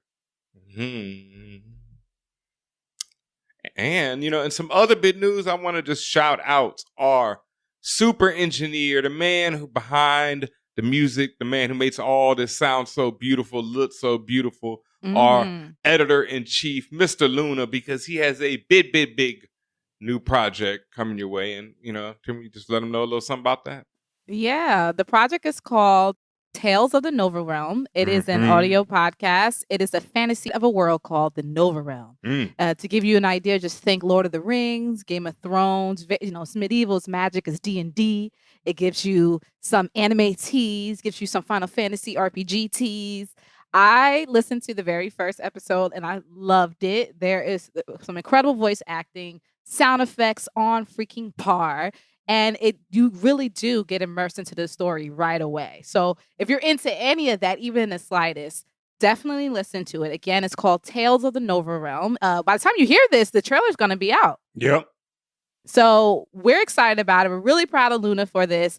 And no bias. Like, really, it sounds amazing. And it's really fun. So I hope you all get into it. Tales of the Nova Realm by our engineer, Luna, along with other amazing people on there. But, you know, shout out to Luna. Shout out to Luna. And, you know, he makes all this sound so right. So you already know that joint will sound beautiful.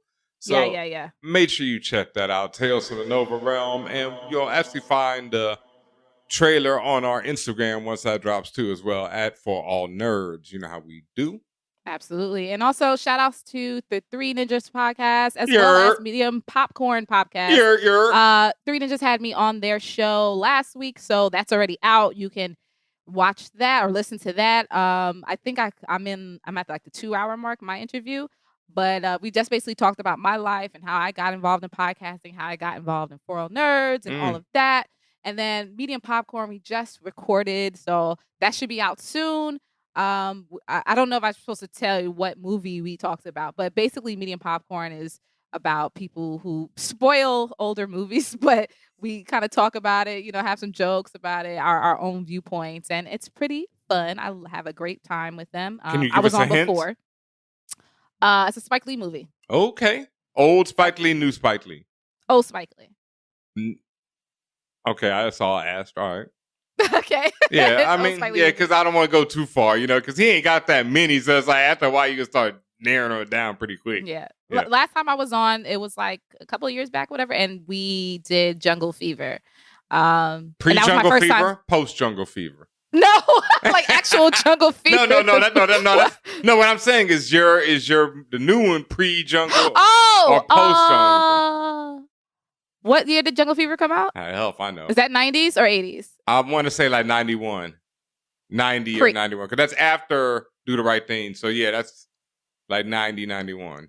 Okay, the movie we did this time is pre-Jungle Fever. Oh, okay. Yeah. Oh, So those are your hints. The hot ones. You getting into the hot Spike Lee, boy. You getting into the Spike Lee. You know, that's like the that's like those are your hints. Listen to Medium Popcorn Podcast. Thank you, Justin. Thank you, Brandon, for having me on. Appreciate it. And that is it. But we got to go into one of our favorite segments. Word up. And shout out to Medium Popcorn. I need to come on there. That sounds hilarious and great. And I need to hear this Three Ninjas podcast as well. But now it's time for, really quickly at least. I mean, not really quickly. It never is. Quickly enough. Yes. The Geekly Asked Questions. It's extra. Where we answer any and all questions that you send into us. You can hit us up, contact@forallnerds.com or Instagram or Twitter's @forallnerds. Ask us anything. It don't matter. Geek related or nah. Whatever is on your mind, just hit us up and ask us. But since we want to do this quickly, what do we have up first tonight? First up comes from Jacob C. They write, "Thanks so much for everything you do. Can't get enough of the podcast. Thank you for listening. Salute." I was wondering if either of you are into science fiction, fantasy books as much as television and movies, and if y'all would ever do a segment on upcoming or recently published books. Potentially, yes. We do whole podcasts.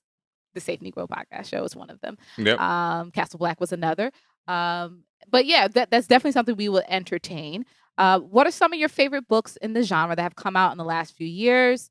I mean, Lovecraft Country is one. Yeah.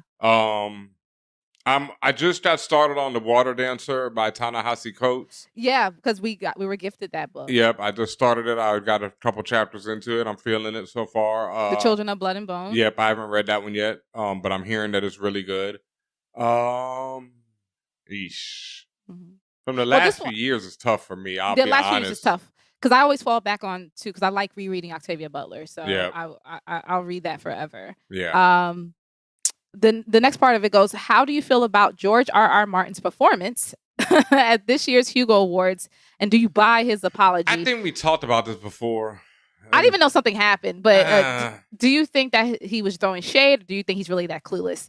All the best, Jacob C., a.k.a. Senator Markey, Senator Markey Mark, a.k.a.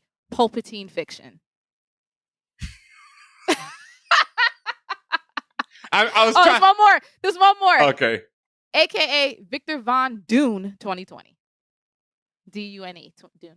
I'm not mad at that last one, but I'm not mad at it. I was still trying to figure out Senator Markey Mark, and then Palpatine Fiction really got me. So I was still trying to figure out what the hell is Senator Markey. I don't know who Senator Mark is, but you know who Markey Mark is. Oh, obviously I know that. But... The Fun Bunch, baby. Okay. So no, you ever know about when Eminem was like, when he's on TRL with Marky Mark? Well, and at that time it's Mark of Wahlberg. And he's like, let's all stand around in one fun bunch. Oh, no. And Wahlberg wanted to punch the shit out of that man. Boy, it was so great. Oh, man. See, I missed the context on all of that. Yeah, because, it's Marky Mark and the Fun Bunch was his... Oh, I didn't know that. That was the name of his corny-ass bullshit group, so, yes. Oh, okay. So when Eminem brought it back on him, he was, hurt. But, truth hurts, bro. Lovely. Like I said, I wasn't 100% sure what happened, but I did go do some research and found out what George did. I'll just hear some highlights of what George R. R. Martin did. Tim, do we have just to? Real quick. He pronounced several of the winners' names, including one of the winners, Rebecca F. Kwong and Faya of Black Quarterly Magazine. I'm just trying to understand, how did he mispronounce it? He said Fia? I don't know. Or whatever. He promoted the work of, and the legacy of obviously super racist authors, amongst other things, and basically downplayed other people's winnings to do anecdotes about his own life. Here's my thing. I don't know what George is going through. He's been going through it for the longest. He going through being a rich old white man. That's what he going through. I think because he's old, amongst other things. And maybe he just don't give a damn. I think because George is like most rich old white men. They were raised on a life of privilege. They've never been challenged their whole life. And that George wasn't always rich, but he's been rich for a long fucking time. And After that point, and he's been a superstar where no one should say anything to him other than what do you want, etc. So honestly, I just don't care. I feel like we gave way more time to this than needed just in this 30 seconds we just gave it. Fuck George R. Martin. All right. The next question comes from What Up for All Nerds family. It's Maze, aka Scarlett Johansson. That's nice. That's nice. That's cute. Hustle and Glow. All right. Yeah. That's mid. Yeah. Thank you. See what I mean? It ain't just that me. was mid. It ain't just me. Thank you. Yeah. Grand Pumbaa. What? Instead of Pumbaa. Pumbaa, like Pumbaa and Timon. Instead of Grand Pumbaa. Lost me on. I know Grand Pumbaa. I don't know what. But Pumbaa, he said Grand Pumbaa. Who's Pumbaa and Simone? From Lion King. The warthog and the meerkat. All right. Yeah. Okay. Yeah. Stone COVID Steve Austin. No. And then, come on, don't do this. Losing Isaiah Thomas. Instead of losing Isaiah Thomas. I mean, but why? Yeah, why disrespect that man? Like, you know, like Isaiah Thomas is a real person, fam. Like, you know. Maze, longtime supporter, appreciate you. I think you enjoy, but I mean, well, also I sometimes, but you enjoy us going in on your I think so, because these are horrible, man. Like, these are terrible. Like, wait, run those back again. Was any of those like Scarlett Johansson? Okay, there we go. Was cute. Yep.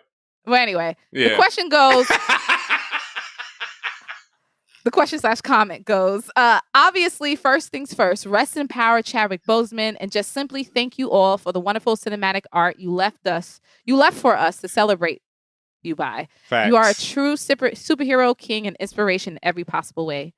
Yes. Mm-hmm. As for my question, nothing brought me more joy this week than watching Ben Amin turn the new Avengers game into a Fall Guys DLC. Facts. Wowzers, another one. And he really did, y'all. Man, I was falling off everything. Not gonna lie, I was in that room clowning Ben Amin left and right. I was sci gaming. It was the best. I had a blast. So the question is, will we see from the ForAllNerds spaceship assemble? No, excuse me. Will the ForAllNerds spaceship assemble for a play along or a team up? I think it would be so fun to see y'all run the multiplayer and bring people back, like other guests and other hosts to play with us. Yeah. So they just think that would be a cool idea. So are we going to do that? Probably. Yes. Probably. Yes. Yeah. Yeah, even like shout out to the bouncer. He was actually trying to request me yesterday. Oh, Chuck. Yep, he was trying to request Chuck me. Collins, yeah, but I didn't. His PlayStation name is different than his Twitter name. So I was like, "Who the hell?" So you thought it was some troll? I was like, "Who was just trying to request me to play Avengers?" Yeah, I'm like, "Nah, fam, I was watching TV anyway." So no, but yes, I'm like I say, I'm to talk about Avengers. I got it last week. I'm loving it so far. It's. You know, everyone is like compared to Spider-Man, and I can't because Spider-Man is just one of my favorite games of all time at this point. And it's solid. I think that a lot of people are going hard. Yes, Thor looks like Big Lebowski. Tony. That's what I said in the chat. Tony Stark straight up looks like your man's Shia LaBeouf. These are the off-brand great value voices. So, but I like the voices. It's good voice. And let me be clear. It's good. It's good. Yes. Like, because great Brian Van stuff be good. Yes. You know, the Target brand stuff, the Market Pantry stuff be good, but it's not what you're used to. Let's give them Target. Let's give them Target. You know, okay, Target Market Pantry brand because it's a little higher class. Yeah, let's give them Target. It's Market Pantry brand voices for the characters, but it's still good. Yes, definitely. You know, not the original, but no, not the original. Not bad. Yeah. You know, this ain't Foley's. Tasty, even. This ain't Macy's, fam. You know what I mean? This ain't Nordstrom. Your likeness costs a lot of money when you're RDJ. Yeah, you know, this ain't Nordstrom, bro. You know, this ain't Fifth Avenue. This ain't none of them joints. No, this is motherfucking, you know, Target. Yeah, but it is solid Target stuff. You know what I mean? You hating on Great Value brand. Yo, Walmart brand don't be bad. What is Great Value brand? I don't even know Great Value brand. That's Walmart's. Oh, that's like Walmart's no line? Brand. Okay, yeah. Just like Market Pantry is Target's line of food. Oh, I did not know that. I've never paid. I bought it, but I've never really paid. Yeah, and it was tasty. Oh, couldn't even tell the difference. Please believe it. You know, like, come on. I'm a Target. Like, I grew up in Target. My boy got locked up one time, you know, because we was in Target, you know. Doing things, you know. But Avengers, things happen. Yeah, fire game. Yeah, the game. I love watching you. Yes. Ben, I mean, was falling off the fucking board every 5 seconds. However, when he did get into the controls and all that stuff, pure fire. Pure fire. He was killing the game as Hulk, killing the game as Cap. Just going in, and it looks good. Yes. Like from a graphics perspective, it looks really good. And as Maze mentioned, lots of multiplayer aspects, or you know, just the general team up. If you're playing by yourself and you get to play as multiple characters, it's really fun. Yeah. Like so far, I haven't really played with other people too much. I did one mission with some rando who I didn't know, and it was cool. But other than that, I've been letting the computer control my teammates, and that's really ill because when it gets just going, it gets going. You know, it's like you got Miss Marvel growing. You got Iron Man calling down the Hulkbuster uniform. I've been whooping. Black Widow is my new favorite on the low. Yo, she goes in. I was laughing when you finally figured out how to do that 22 piece with her. Yo, I've been putting in them work with Widow now. Like, I got these auto pistols. But it's like the tree stills for every character is dope. It's like, it's a solid game. And they say what I've heard from Square Enix, and shout out to them for sending us the review copy bidlets, is that they're talking about supporting this game for the next 10 years. Damn. Like all the characters. Like Spider-Man is a PlayStation exclusive for some reason. I think that's because of the whole Spider-Man deal with PlayStation. But he's coming soon as an add-on. Sony. Yep, as an add-on character. Both Hawkeyes, Clint Barton and Kate Bishop are coming. That's to both systems. Black Panther, and I want to say Hank Pym, because Hank Pym is in the game already. He's just not a playable character. I want to play as Hank Pym. Word? So I can do the because I could do the big Hank Pym, the little Hank Pym. Yeah, I want to see the little, because you already got a big Kamala. Like when Kamala goes big, you already get that feeling. Oh, you do? You don't think they're going to do that with they're going to do big Giant Man too, but I want to see the small, because that's, like I've already seen the big with Kamala, so I want to see. Oh, would they let you like become small and then like go into like the mechanics of an enemy's gun or something, for example, and then you could like say you could fly into their tank and then pull some wires out and then fuck that tank up? That would be insane.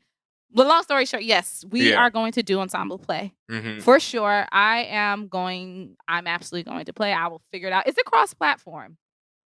That's one question I don't know. Yeah, I don't know. If it's cross-platform, then I can just get it on Steam and then rock with you. Yeah, I'm not sure, but we'll find that out. But yeah, that's a good question. But yeah, like I say, 10 years and all the characters will be free. They said Black Panther. I know both Hawkeyes, and I want to say it's Ant-Man, but those are all coming like very soon. And like I can't wait to see how they do Black Panther or even Spider-Man, because Black Widow kind of plays like a Spider-Man, but not as that.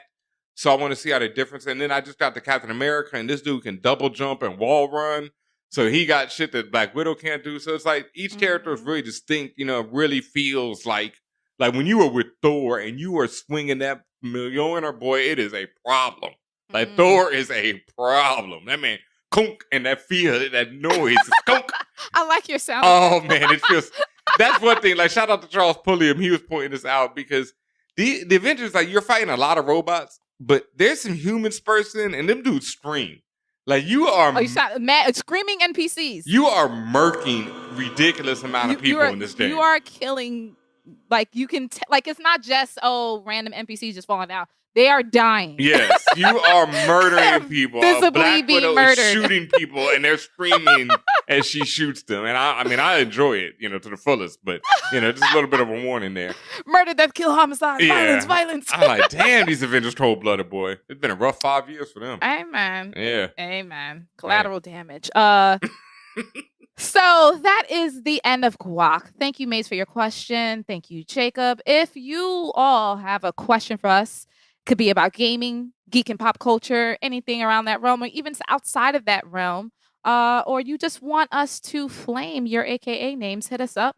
Contact at ForAllNerds.com. That way you can email us, or if you have a longer question, or if you just want some privacy. Otherwise, you can hit us up on the socials at ForAllNerds. You can tweet us or send us a note through IG. And if you are on a special tier on Patreon, patreon.com/ForAllNerds, you could guarantee Guac questions. You can ask us them at any time. We will answer them anytime. And we will make sure that we salute you. So thank you all. Appreciate it. And like we said, make sure you are following us on twitch.tv/ForAllNerds. So not only can you see beautiful, live presentations of the show like this, you can also catch me DJing. You can catch me playing video games. You can catch Tatiana over there playing some video games, talking her shit, doing all that type of stuff. So, make sure you are following us over there, twitch.tv/ForAllNerds. And, when you got to hop on, I'm asking you, I'm putting you on the spot right now. Happy 999 Day. 21 years ago, the Dreamcast was released. Wow. The best system ever. Lies. Ever. The most underrated system. I'll give you that. I don't think that system had GoldenEye on it, though. Oh, shit. Fan Bros.